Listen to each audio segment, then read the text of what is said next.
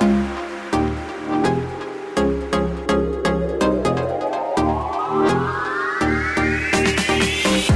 can afford anything, but not everything. Every decision that you make is a trade-off against something else. And that's true not just of your money, but your time, focus, energy, attention.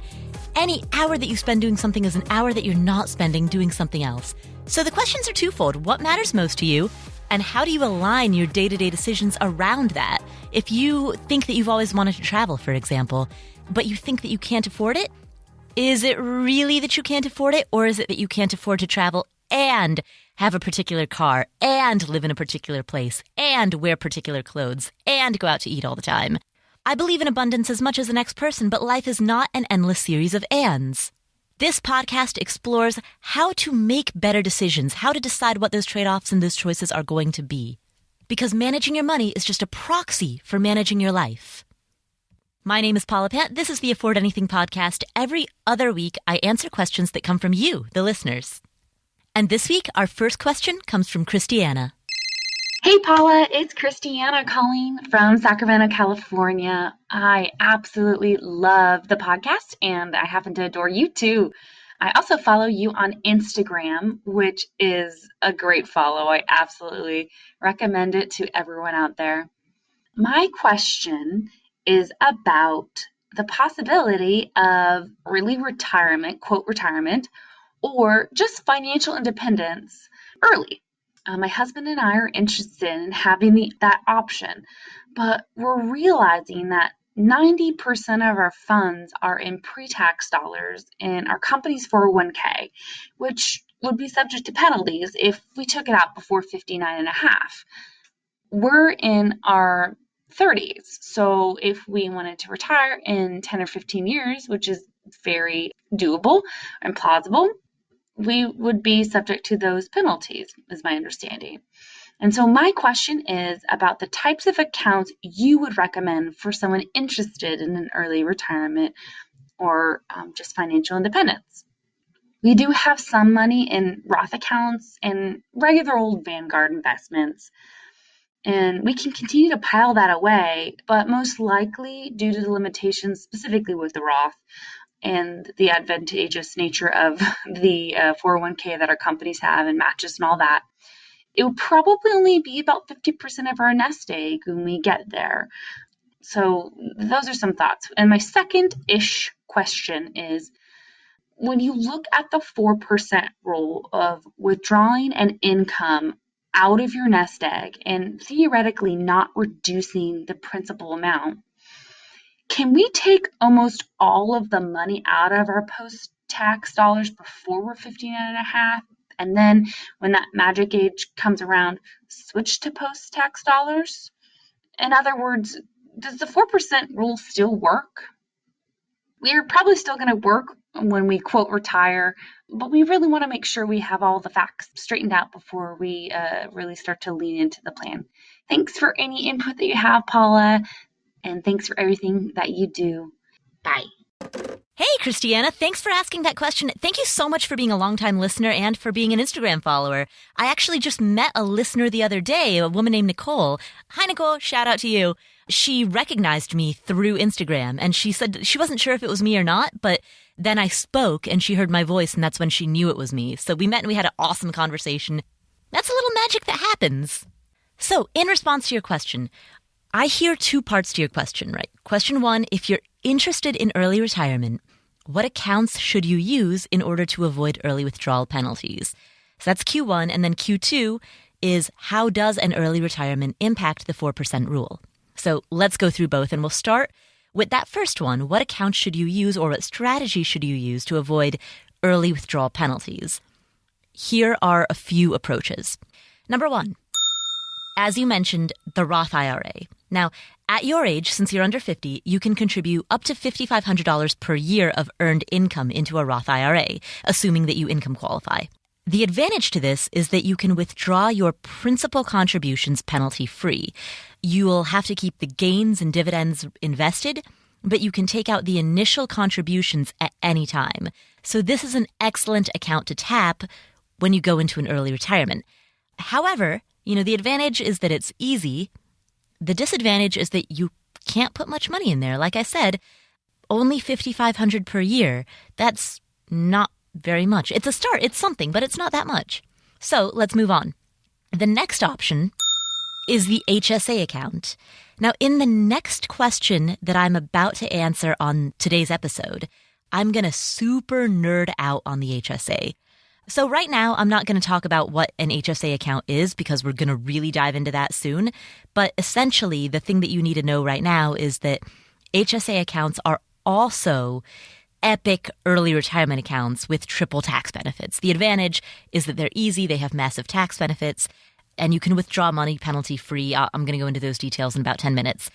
The disadvantage, once again, is that you can't put that much money into an HSA account. The IRS has announced the contribution limits for HSA accounts for the year 2018. Those limits are only $3,450 annually for self-coverage or $6,900 annually for family coverage. So, what does that mean? Between the Roth IRA and the HSA combined, assuming that you qualify for both, and assuming that you're under 50, which you are, and assuming that your HSA is for a family health plan, you can contribute a maximum of $12,400 per year, which is, again, a fantastic start, but it's not enough. But I would definitely start there because that's $12,400 a year that you can put into accounts that you can easily access without penalty when you retire early. Now, what do you do for the rest of the money? You have a couple of options. One of them is known as the Roth conversion ladder, and here's how it works. When you quit your job, roll your traditional 401k money into a traditional IRA. These two accounts have similar tax treatments, so this conversion has no penalties and no tax consequences. Now, during year one of your retirement, since you will be in a lower tax bracket, at that point, make a conversion from your trad IRA into your Roth IRA. You will pay taxes on this conversion, so you don't want to convert the full amount. You'll want to convert approximately as much as you'll need for 1 year's worth of living. So, step 1, roll from a 401k into a trad IRA. Step 2, roll 1 year's worth of living costs from a trad IRA into a Roth IRA. Step 3 is to wait for 5 years. During those 5 years, you're going to need another source of income, obviously, living on HSA funds. So the Roth IRA and the HSA that we just discussed earlier, these 5 years are the years in which you'll want to be living on that. I hope this is making sense. So you retire, and then years 1 through 5, you live on Roth IRA and HSA money. And in year 5, you can withdraw the money that you have converted from a 401k to a trad IRA to a Roth IRA. So after 5 years, you can withdraw the converted money that's in your Roth account without paying penalties or additional taxes. So again, let me go over that. I realize that's confusing, and it's a lot of steps. So, unfortunately, the way that the rules are written, your strategy does have to be a little bit complicated. But basically, here's how it works. At the beginning of year 1, you'll convert money from a trad IRA to a Roth IRA, which you will withdraw and spend at the start of year 6. At the beginning of year 2, you'll convert money from your trad IRA to your Roth IRA, which you will tap at the start of year 7. At the beginning of year 3, you convert money that you tap at the start of year 8. At the beginning of year 4, you convert money that you tap at the start of year 9. Beginning of year 5, you convert the money that you tap at the start of year 10, and so on and so forth. So once a year, every year, you convert money that you can then access 5 years down the road. And again, that conversion is from your trad IRA to your Roth IRA. And again, just to reemphasize, the money that is in your trad IRA originally was the money in your 401k. So at the time of retirement, you converted from your traditional 401k into your traditional IRA.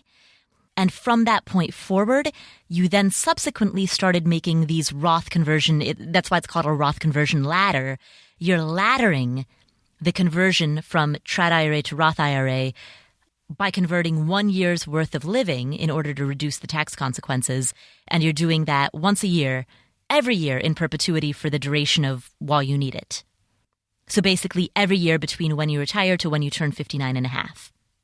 what this does is it allows you to tap your traditional 401k income without taking penalties. That's the reason that this is so complicated, is because it's a workaround that allows you to withdraw the money from your 401k without facing those penalties. And because it's a workaround, it has so many different steps that you have to follow. Now, one more thing to bear in mind is that you'll only need to do this for a couple of decades at the most. Because if you retire at, say, age 40, then you'll only need to follow this strategy for 19 and a half years. Because when you turn 59 and a half, you can withdraw the rest of your 401k funds or any other retirement funds in the conventional way. So if you're living on Roth IRA and HSA funds from years 1 through 5, then you'll only, again, assuming you retire at the age of 40, you'll only actually have to follow the Roth conversion ladder strategy for 14 and a half years. So it's not like you're going to be doing this every year for the rest of your life.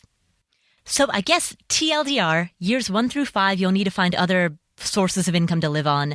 And after year 5, you can tap the money that's in your 401k by executing this conversion ladder strategy. At the risk of complicating my answer, that's actually not your only option. There is another strategy as well. And this other strategy is known as the SEPP 72T strategy. You down with SEPP? Yeah, you know me. SEPP? Yeah, you know me. Here's how this works. At the time that you retire, you'll transfer all of your retirement accounts into your traditional IRA. So your traditional 401k, all of that goes into your trad IRA, just as it would if you're following the previous strategy, the Roth conversion ladder strategy. But under the 72T approach, instead of then converting from a trad IRA to a Roth IRA, you would instead use an IRS calculator to calculate 3 possible withdrawal amounts. So there's an IRS document, I'll link to it in the show notes, which is at affordanything.com/episode 94. Using this IRS document, what you can do is calculate whether you want to withdraw money based on required minimum distributions, fixed amortizations, or fixed annuity. There are these different approaches that are all outlined in this document by the IRS. So what you would do is you would retire, transfer money into a trad IRA, use the IRS document to calculate the 3 possible withdrawal amounts that you qualify for, choose one of those 3 amounts, whichever one appeals to you the most, and then withdraw and pay taxes on that amount every year. In other words, you will be choosing a fixed amount of money that you will withdraw in equal increments every year. And you will continue this, you will have to continue this based on IRS rules for at least 5 years or until you turn 59 and a half, whichever period is longer.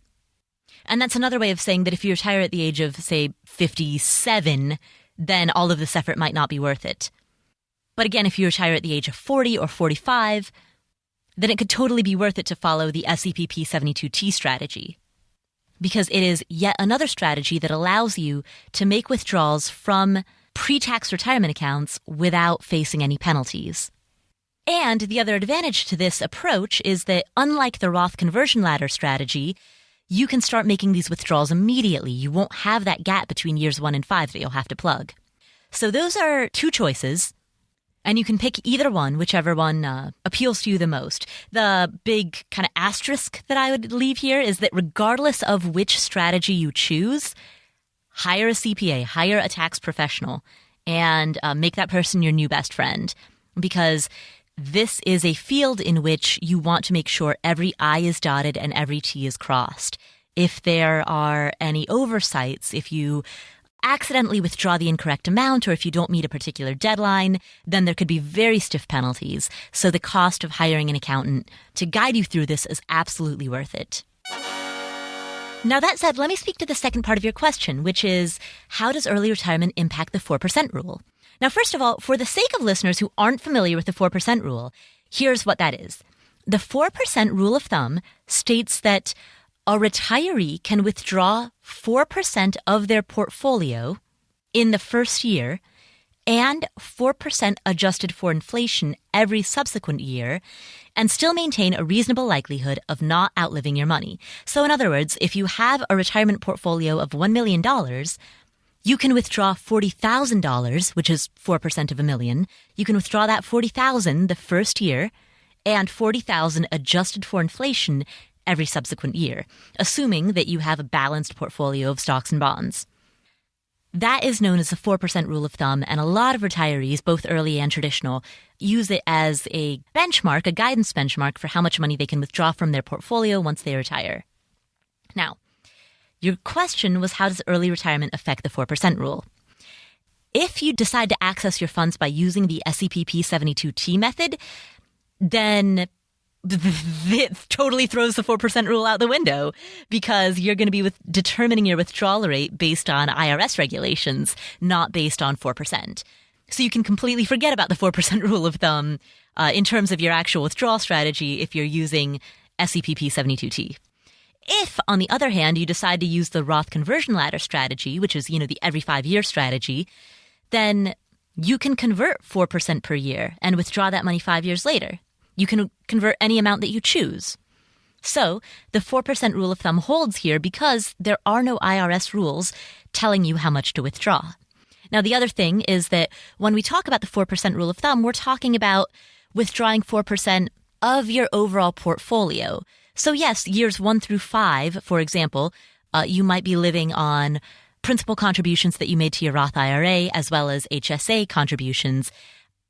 And it's going to seem like you're withdrawing a significant amount of money, more than 4%, from those specific accounts. That's fine. Those specific accounts are arbitrary. What matters is your portfolio as a whole, not withdrawals from each individual account. So in other words, as long as you're withdrawing 4% from your portfolio as a whole, then whether you're pulling that 4% from basket A versus basket B versus basket C is arbitrary and based on tax rules. Now, by the way, for those of you who are wondering where the 4% rule of thumb came from, so it comes from these Monte Carlo simulations in which researchers look at historic market returns and historic inflation rates, assuming any given date as a starting point. Because, in retirement, the starting date is the wild card, because a huge market dip at the start of your retirement is, of course, a gamble, right? So researchers have run these simulations looking at, historically, if people followed this strategy, would it work? Would people be able to sustain their portfolio throughout their retirement? And in the overwhelming majority of cases, it does. Now, it's important to note that the Monte Carlo simulations assume a 30-year retirement. But when you project this into the future for a longer retirement, the 4% withdrawal rule can still work, particularly if you stay flexible. Because the thing is, the biggest risk to the 4% rule of thumb is its inflexibility. The major risk is that the 4% rule of thumb, as written, suggests a one-size-fits-all flatline approach. And so you can reduce your risk by withdrawing less from your investments, or in other words, by holding when the market is down.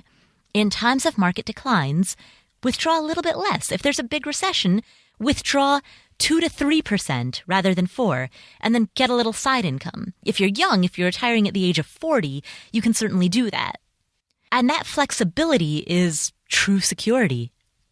Security comes from having multiple streams of income and having flexibility and being able to roll with the punches and not clinging to a withdrawal rate of precisely 4.000%, regardless of what's happening in the market. So long as you can do that, you'll probably be okay.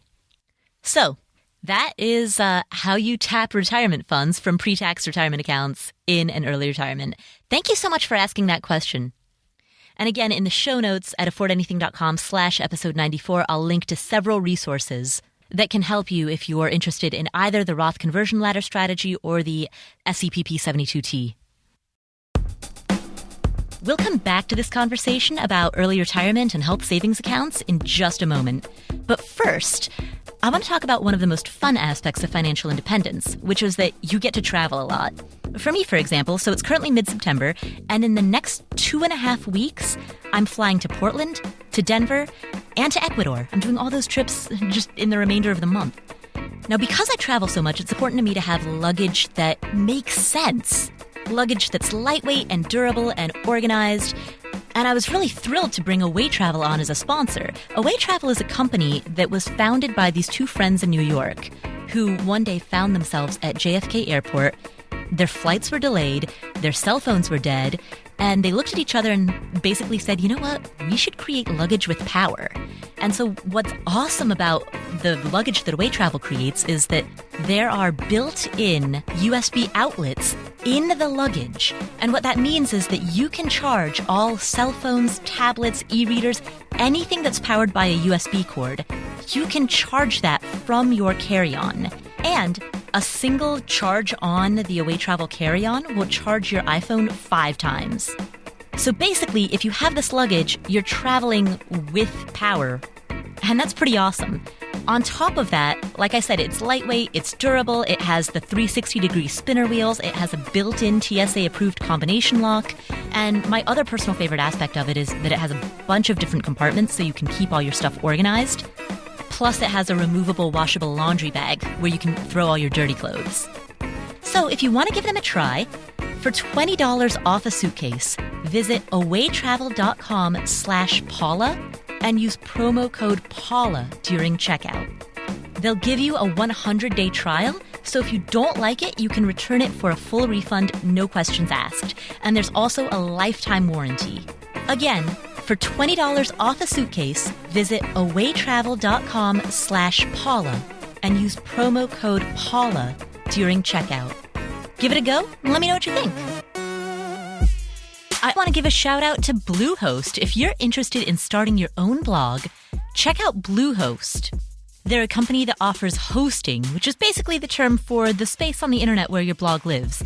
Absolutely fantastic if you are getting started as a blogger and you need hosting and a domain name.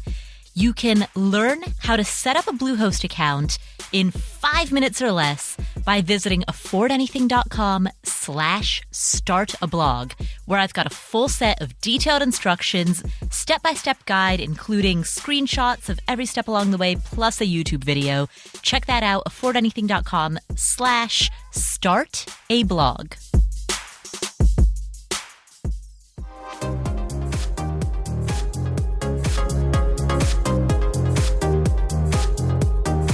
Our next question comes from Kate. Hi, Paula. Longtime listener, first-time caller. My name's Kate, and I live south of Boston with my husband. My question is regarding 401ks, pensions, and using an HSA as a retirement vehicle. To provide some context, as I mentioned, I live south of Boston, and as you can imagine, my mortgage payment and associated property taxes are more than I would like to admit. I make nearly 6 figures a year. With that being said, I'm in the process of paying off my debt by rolling it all into a 0% APR credit card. I am not currently saving anything beyond my retirement accounts while I'm paying down my debt. My company puts 2% into my 401k regardless of any contributions and will match up to 4% of any contributions made. With company match and my contribution, there is 10% of my salary being put monthly into my 401k. I want to be clear, I'm not leaving any company match on the table here. My company also has a pension plan of which I cannot make contributions to, but 4% of my salary is being placed there. Here's my question. I'm coming up on open enrollment and have the option of switching from an HRA health plan to an HSA plan for which my company will automatically contribute $750 annually. For the most part, I don't have any regular medical expenses and only visit the doctor maybe twice a year. Should I look to switch my plan from an HRA to an HSA while I have this opportunity despite not maxing out my 401k? Or should I wait until I pay down my debt and max out my 401k before adding on yet another retirement vehicle? Thanks for your help. Kate, thanks so much for asking. So here's what I'm going to do. First, I'm going to restate your situation in my own words. And then we're going to talk about the answer. So here's how I understand your situation. You have a mortgage and you have credit card debt. Your mortgage amount is higher than you'd like, and your credit card debt is an undisclosed amount. You are transferring the balance to a credit card with a 0% interest rate, and hopefully you can pay that off in full before that teaser rate expires. You are currently redirecting some of what would otherwise be your retirement money towards your debt payoff, which, by the way, is an excellent idea. So in terms of your retirement, Right now, you have a 401k, you're contributing 4%, your company contributes a total of 6%, which means that 10% of your salary goes into your 401k. You also have a pension and your company contributes 4%. So overall, 14% of your salary is getting saved into retirement accounts. And you're also getting the maximum possible company match. So what I hear there is that you are doing awesome in terms of saving for retirement. I would, in terms of the amount that you're saving, I would not change a thing currently until you have your credit card debt paid off. Once you've got that paid off, then of course you can up the amount that you're saving for retirement. But in terms of where you are at this present moment, I think you're making all the right decisions. Now, as to your question is, should you open an HSA or should you stick with your HRA? If you have an HSA, your company will contribute $750 annually. And if you stick with your HRA, your company will contribute some unknown amount. So let's answer that question. Now, first, in order to give context to the rest of the people who are listening so that everyone tuning in can follow along, I'm going to answer this in 3 parts. First, I'm going to define the difference between an HRA and an HSA. Then I'm going to compare the two. And then I'm going to talk about the answer specifically for you, as well as kind of tips for anybody else listening who might have a similar question. An HRA is a health reimbursement account. It's an account that's owned and funded by the employer, and the money inside of it can be used by the employee for health-related expenses. So here's how it works. The employer sets up an HRA for every participant, and then the employer puts money into the HRA account. The participants, and that's you, Kate, can use the money that's inside the HRA to pay for qualified medical expenses. Now, this money is not income. It's money that belongs to your employer. It's a line item on your employer's balance sheet, not on yours. So it's not part of your net worth. But you can use this money to pay for certain medical expenses. Now, let's compare that to an HSA. An HSA is a health savings account. And this is an account that's owned and funded by you, by the employee, or by the individual. So individuals make tax-deductible contributions into an HSA. And then while that money is inside of your HSA, it grows tax-deferred. So money inside of an HSA can, for example, be invested in a broad market index fund, and then all of that growth is tax-deferred for the lifetime of the investment, just as it would be in a traditional 401k. And unlike in an HRA, the money in the HSA is yours. It's your contribution. It's absolutely a line item on your own balance sheet, and it's part of your net worth. And for many people, particularly early retirees, it is a staple part of an early retiree strategy. So here's the thing about HSAs. If you spend money in your HSA on qualified health expenses, then you don't get taxed on those withdrawals. So essentially, an HSA allows you to pay for healthcare expenses with tax-free dollars. That's what it's designed for. Now, here's where it gets even better. There's this practice that is common among the financial independence early retirement community called HSA hacking. And we call it hacking because we're using the HSA for purposes beyond its original design. So essentially, we in the FI community are HSA enthusiasts who have figured out how to hack it to its maximum benefit. And yes, I just did describe myself as an HSA enthusiast, which probably tells you a lot about me. #nerd. #HSAs and beer pong. All right, so here's the hack. All right, if instead of using HSA money to pay for qualified health expenses, like if instead of doing that, you chose to pay regular out-of-pocket after-tax ordinary dollars for your health costs, then the money that's inside of your HSA would continue to grow tax-deferred. And again, assuming that that money is invested in, say, equities or bonds, we'll say a broad market index fund like a passively managed S&P 500 index fund, then that tax-deferred growth over the long term could end up being substantial. That's why having an HSA is kind of like having a supplemental retirement account. It's an opportunity for you to put even more money into retirement accounts than you otherwise would or could. So again, just to review it for the sake of everybody listening, and Kate, I'm sure you are probably already familiar with this, but I'm just going over this for the sake of the audience, the broader audience. HSA hacking is the practice of paying for your health expenses out of pocket, and then as long as you save the receipt, you can reimburse yourself for making that payment at any time, which means that if you have a surgery and it costs $10,000, you pay out of pocket, you can reimburse yourself immediately, or if you choose, you can reimburse yourself 1 year later, 5 years later, 10 years, 20 years, 30 years, 50 years.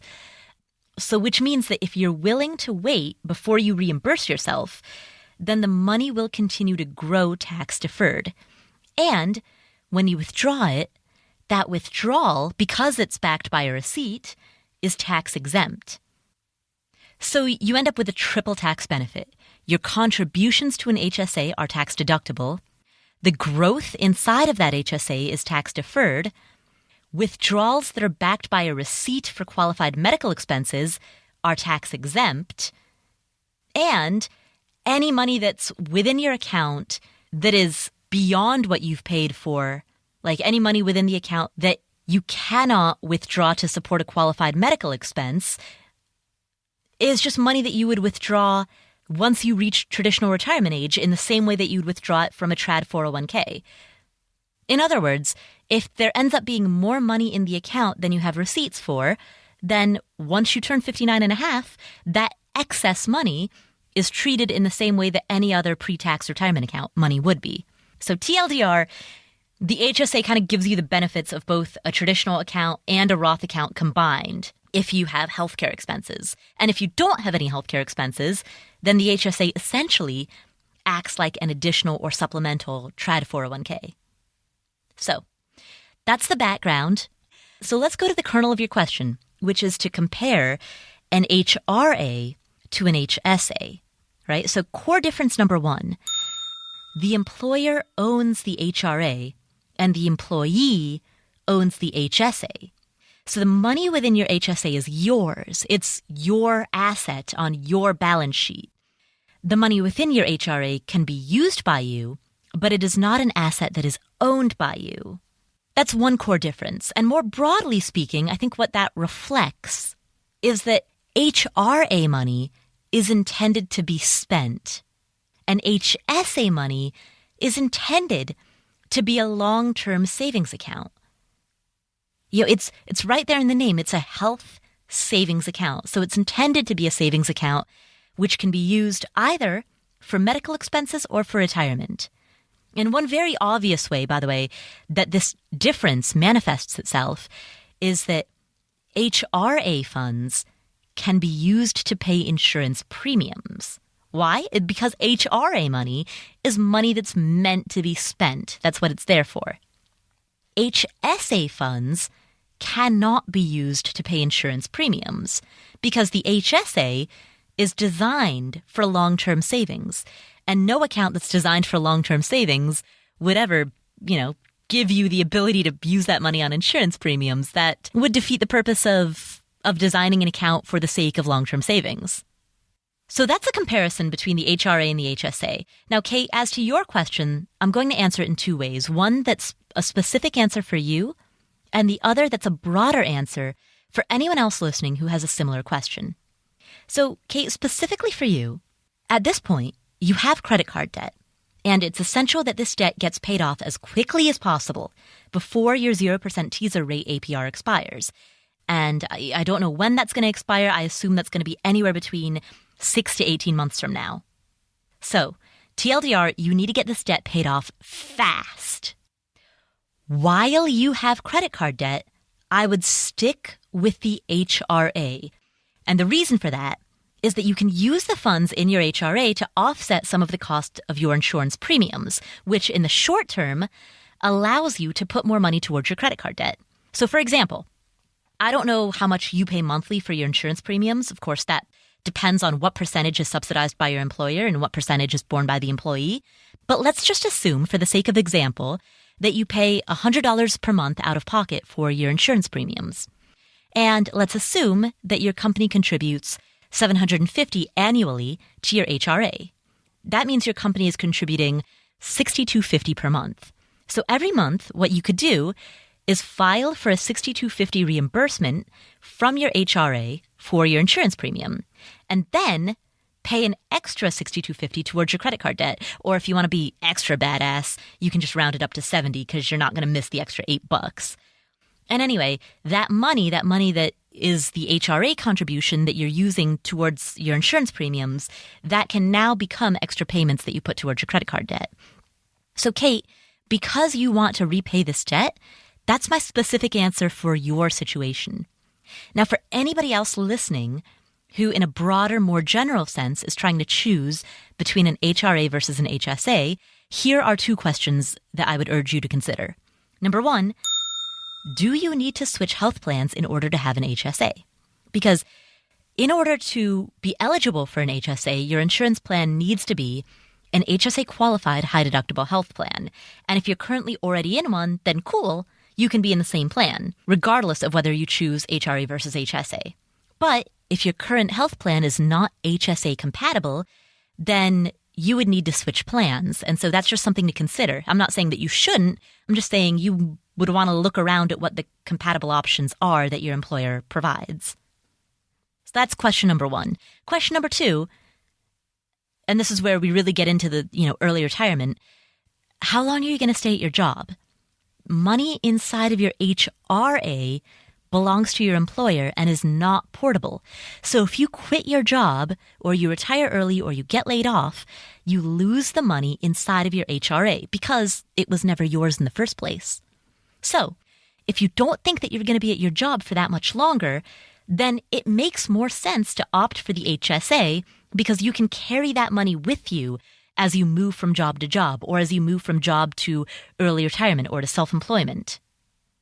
So for the general person, that's what I would say. But for you, Kate, since you're trying to pay off your credit card debt, get the HRA and use it in order to help you accelerate that debt payoff. Our next question comes from Paula, and it is about one of my favorite topics in the world. Paula, how are you? My name is Paula. And my question is, I listened to one of your podcasts yesterday. I'm trying to buy Roth IRA. Can you recommend the best company to go about this? Thank you so much. Roth IRA! Oh, you have no idea how excited I get when somebody tells me that they want to open a Roth IRA. This is like my birthday and Christmas combined. Okay, so what's the process for opening a Roth IRA? Good news, it's super, super simple. The Roth IRA is not tied to any employer. It doesn't matter if you are employed or self-employed or what, it doesn't matter. That status doesn't matter. Your Roth IRA stands for individual retirement account. So this account belongs to you. It belongs to the individual. So you don't have to deal with anything employer related at all. You just pick a brokerage, any brokerage that you want. Personally, the one that I recommend is Vanguard. And I recommend them for 2 reasons. Number 1, Vanguard is a co-op. So other brokerages have owners and then there are clients or customers, right? Vanguard's a co-op. It's entirely member owned. So there's no conflict of interest between the ownership and the regular everyday people who are in it. It is completely member owned. For those of you who are familiar with the outdoor clothing store REI, Vanguard is the REI of finance brokerages. So that's one of the reasons that I recommend them so much. The other reason is that they have basically some of the lowest fees on the market in terms of the expense ratios of their index funds. Vanguard, Charles Schwab, and Fidelity are the 3 low-fee brokerages. And if you look at the expense ratios on their index funds, they're all neck and neck. In fact, it's kind of fun to watch because over time, they go into this race to the bottom where one of them will lower their fees by like a fraction of a %. And then the other ones, in order to be competitive, will lower their fees by an additional fraction of a %. And then very incrementally, they all just keep lowering their fees in an effort to be the cheapest ones, which is great for us. So in terms of the price that you pay on the expense ratios for the index funds, Vanguard, Schwab, and Fidelity are all really awesome. Of those 3, Vanguard is the only one that's member owned. That's the reason that I'm such a big fan of it. Anyway, and by the way, I have no financial relationship with them whatsoever other than just being a normal, everyday, regular customer. Anyway, so what you do is just go to Vanguard.com and open an account. It's pretty much that simple. You can register entirely online. You'll once you open the account, you will link it to a bank account, and you can fund this account with, if you're under the age of 50, up to $5,500 per year of earned income. Now, the big asterisk there is that it needs to be earned income, meaning if you have a year where you have where you don't make any money in terms of like what you would report to the IRS, then, you know, if you have a year where your income falls to zero, you can't put anything into your Roth IRA because you didn't earn anything that year. But as long as you are reporting to the IRS that you have earned income of at least $5,500, you can put all of that into your Roth IRA. And you would do that just by creating the account on Vanguard and then linking a bank account to it. Or, you know, if you wanted to do it the old-fashioned way, you could also mail them a check. That would work too. When you open the account, it's very straightforward and it's all online. You know, you'll just need basic information like your name, your address, date of birth, social security number, like all of that identifying information. It's very similar in practice to opening a bank account or opening any other type of financial account. So yeah, that's the scoop. I'm really excited you're opening one. Congratulations. So that is the show for this week. Thanks so much for tuning in. By the way, for those of you who are based in Portland, this upcoming week, the week of September 12 through 15, I will be back in your town and I'm going to host some sort of audience meetup. I don't know exactly when or where. Like I'm missing some important details here, but it'll be sometime this week, and just to head over to Instagram at Paula Pant, where once I figure out the date and time and place, I'll announce it there. But basically, whenever I come there, people are very generous, and they're always like, "Hey, we'd love to meet you for coffee. We'd love to have a beer with you. We'd love to show you around." You know, so I'm like, you know what? I travel quite a bit. I'm going to start just hosting meetups, which are basically, I'm just going to show up at a particular place at a particular time. There's no agenda. There's no plan. I'll just be there drinking a beer. And if anybody wants to join me, you're more than welcome. There's literally no plan other than let's just hang out and have some beers and kick back and meet each other face to face. So yeah, I'll be doing that in Portland this week and more to come in various other places in the future. So cool. Thank you all so much for tuning in. This is the Afford Anything podcast. My name is Paula Pant. I'll catch you next week. Oh, and by the way, coming up next week is an interview with J. David Stein, also known as J.D. Stein. He is the host of the podcast Money for the Rest of Us, and he's going to be spilling the beans on how he manages his money. Coming up in upcoming weeks is an interview with Pete Makaitis on how to be awesome at your job. And on October 23rd, we're going to be airing the 100th episode. 100, it's 100. We're in the 3 digits. So I have a very special guest planned for that one. I'll be recording that interview this Sunday. So I will, should I announce it? No, you know what? I'm going to keep it a secret. Okay. But yeah, October 23rd, 100th episode. Be there or be square. Being square really doesn't sound that bad, does it? I mean, of all shapes to be, square's just certainly preferable to, like, hexagonal. All right, well, on that note, I'm Paula Pant. This is the Afford Anything podcast. See you soon.